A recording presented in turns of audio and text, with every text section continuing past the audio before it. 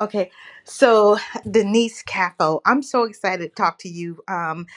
When we first talked, and you just shared with me the whole vision behind Society for First, although you wanted Alfred to really tell me, you really were able to express it well as because it's your baby too. You know, you've been a part of this for what, over 20 years? It was started, the vision came to him in 2018. So it took a little time to get it off. I mean, he's been doing, writing programs, and like he thought of the incentivized prison idea. I mean, he's been doing this for probably 20 years. But Society First was birthed from a vision that he got in 2018. That's incredible. And I can't wait for people to really hear his interview. Like I said, I broke it up in two parts. But you said earlier when we spoke, there's something that he forgot to tell me that you wanted to make sure we pass on the information. Yeah, so the idea of everyone filing on the same date of January 5th, the reason behind that is that it's going to be overwhelming for the courts, but the more motions that are filed, the more judges are going to have to get involved. And you never know when you're going to get a judge that wants to uphold justice and uphold and support the Florida Constitution and will pass the motion, which then when several get denied and one gets approved, that just gives us more ground to stand on. Mm-hmm. Mm-hmm. So it's all based on Article 1, Section 17, um, which states indefinite and undeterminate sentencing is illegal. So, and that particular ground has been fought before, but the way Al has broken it down bit by bit by bit, I mean, we've had so many larger organizations, their legal department look at it. And I mean, there's really just no getting around it. Wow.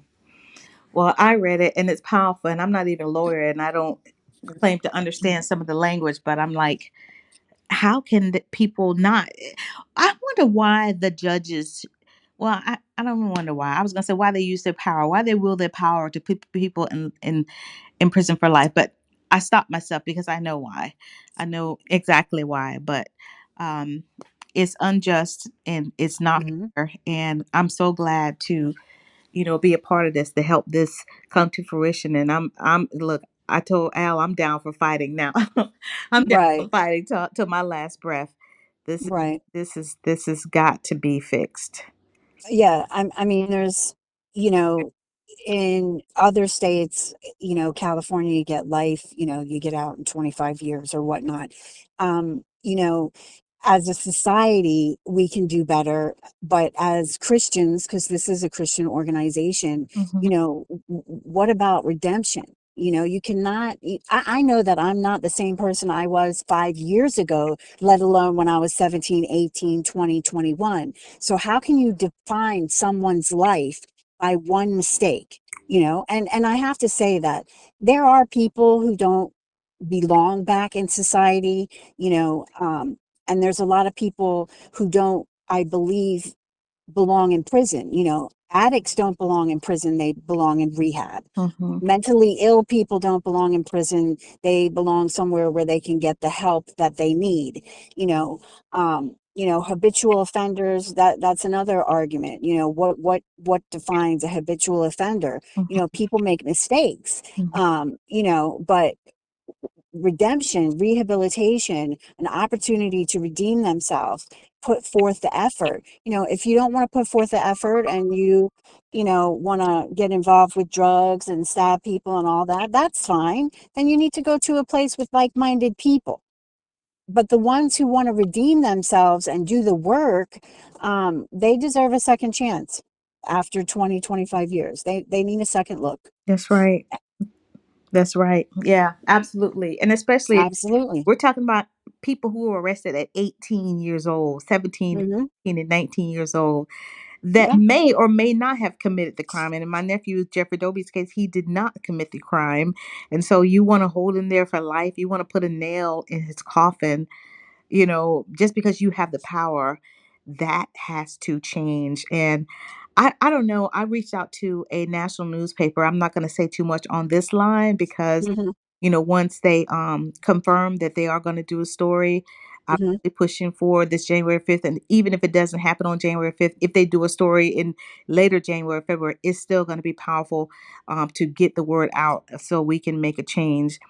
Now, Right. I want to really get the word out. We've been talking about justice, but how can people help Society First? I know by passing the word, getting the word out there, but now there are going to be some people who need financial assistance, and it costs money to do all this. I've spent hours myself just editing video and doing this, but you guys are really on the ground doing the work. Um, Hmm. we've got to, try to raise some money for you all, and we'll let you know the best way you can do it. We'll put it in the comment section, or you can feel free to reach out to Denise, right? Yes. Or they can just reach out to, reform at society first. .com. Um, the website is society dash for first.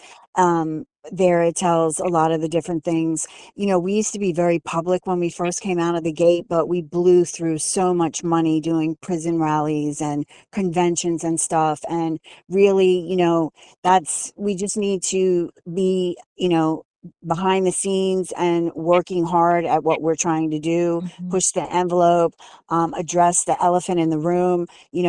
There's a lot of sentencing issues in this state. It's a draconian state, but we figured we're going to take out the biggest elephant in the room, which would be the life sentence.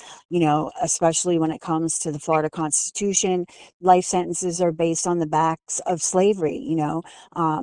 The crop holders became the shareholders. We've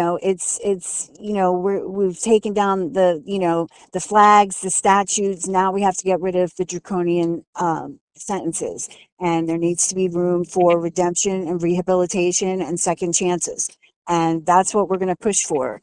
And it didn't happen overnight, and change isn't going to happen overnight, but we have to keep plugging. And even if it's something that I pass the baton to the next generation, so be it.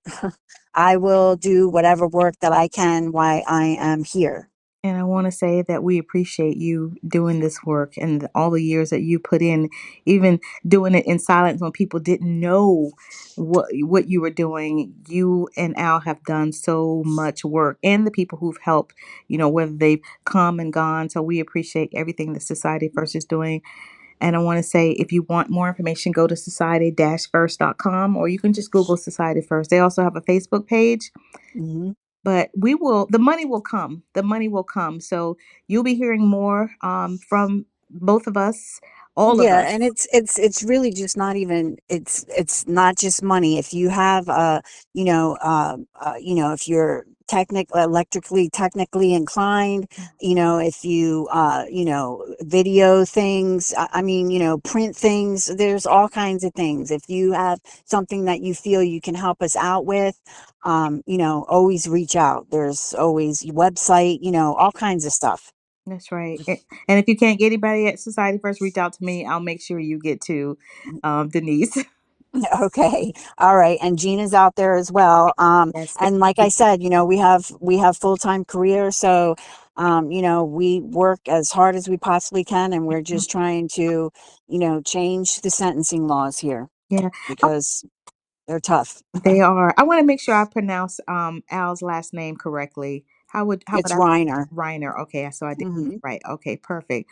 Well, I want to Yeah. thank you, Denise, Al, and Gina for everything that you do. And guys, I will catch you on the next time.